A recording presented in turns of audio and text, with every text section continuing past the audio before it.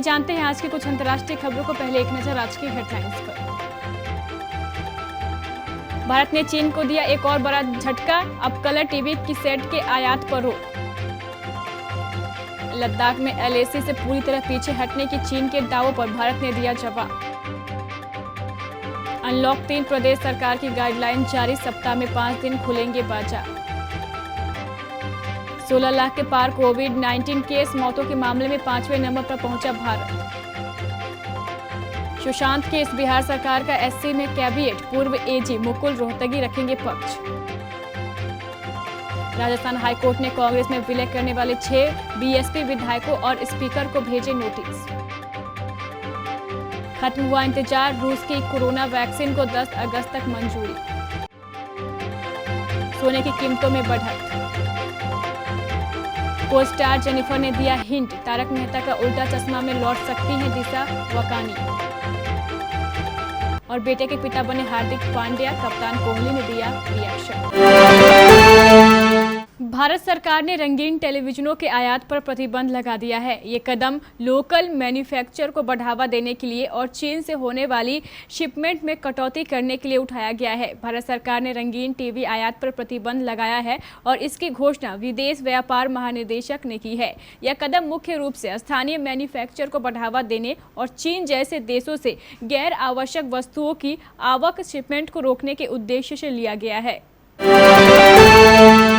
भारत ने गुरुवार को साफ कहा है कि अभी लद्दाख में वास्तविक नियंत्रण रेखा पर सेनाओं के पीछे हटने की प्रक्रिया पूरी नहीं हुई है। असल में बुधवार को चीन के विदेश मंत्रालय के प्रवक्ता ने कहा था कि दोनों देशों की सेनाओं ने 3 जगहों गलवान घाटी, हॉट स्प्रिंग्स और कोका पास पर डिसएंगेजमेंट पूरा कर लिया है और सिर्फ पेंगांग लेक में पीछे हटना बाकी है। लेकिन भारतीय विदेश मंत्रालय के प्रवक्ता अनुराग श्रीवास्तव ने एक सवाल के जवाब में कहा है कि पूरी तरह पीछे हटने की सहमति पर कुछ काम हुआ है, लेकिन यह प्रक्रिया पूरी नहीं हुई है।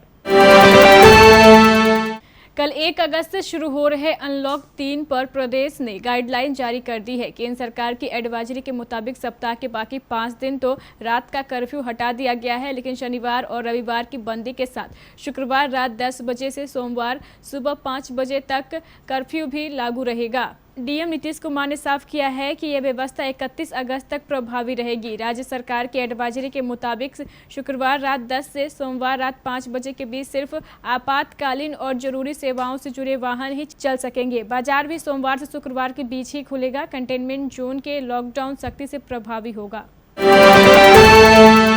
भारत में कोरोना वायरस तेजी से पांव पसार रहा है। कोरोना का कहर भारत में इतना फैल रहा है कि दुनिया के कई देशों से हम आगे निकल मौतों के मुंह की तरफ जा रहे हैं। देश में अब हर दिन करीब 45 से 50 हजार के बीच मामले आ रहे हैं, जिससे देश में कोरोना वायरस के मामले 60 लाख के पार हो गए हैं और अब तक इस वायरस से 35 हजार से अधिक लोगों की जान भी जा चुकी है।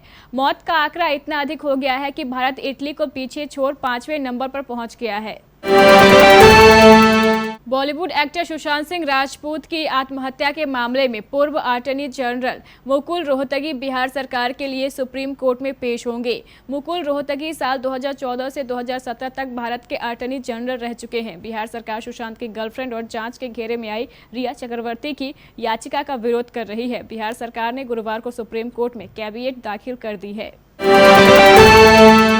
राजस्थान में चल रहे सियासी संकट के बीच हाईकोर्ट ने बहुजन समाज पार्टी के टिकट पर चुनाव लड़ने के बाद कांग्रेस में विलय करने वाले 6 विधायकों और विधानसभा अध्यक्षों को गुरुवार को नोटिस जारी किए हैं। इन 6 विधायकों के कांग्रेस में विलय के खिलाफ बीएसपी की ओर से याचिका दायर की गई थी, जिसकी सुनवाई करते हुए राजस्थान हाईकोर्ट ने ये नोटिस जारी किया है। विधायकों को नोटिस के जवाब 11 अगस्त को देने हैं तथा अपना पक्ष भी रखना है।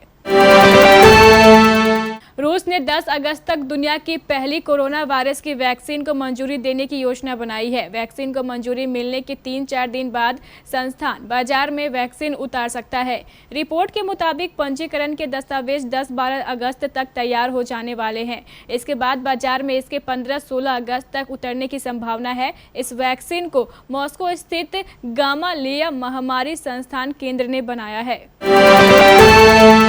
घरेलू सराफा बाजार में गुरुवार को सोने के हाजिर भाव में बढ़त और चांदी के हाजिर भाव में जबरदस्त गिरावट दर्ज की गई है।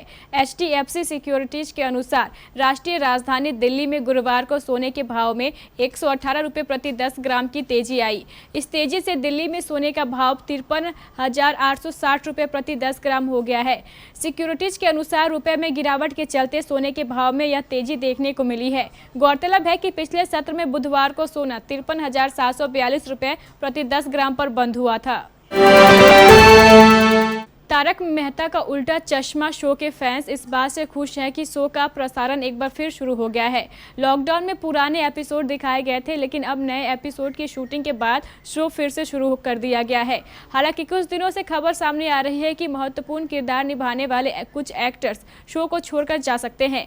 इस बीच मिसेज रोशन सोडी की भूमिका निभाने वाली जेनिफर मिस्त्री बंसीवाला फैंस के लिए खुशखबरी लेकर आई है। उन्होंने शो छोड़ चुकी दिशा वाकानी यानी दया बेन की दोबारा एंट्री की हिंट दी है। टाइम्स ऑफ इंडिया को दिए इंटरव्यू में जेनिफर ने कहा, मैं दिशा को सेट पर बहुत मिस करती हूं, लेकिन समझ सकती हूं कि इस वक्त उनके लिए बेटी श्रुति की देखभाल करना ज़्यादा जरूरी है। वो परिवार को वक्त देना चाहती है और इसमें खुश भी है, लेकिन मुझे पता है वे शो में जल्द लौटेंगी।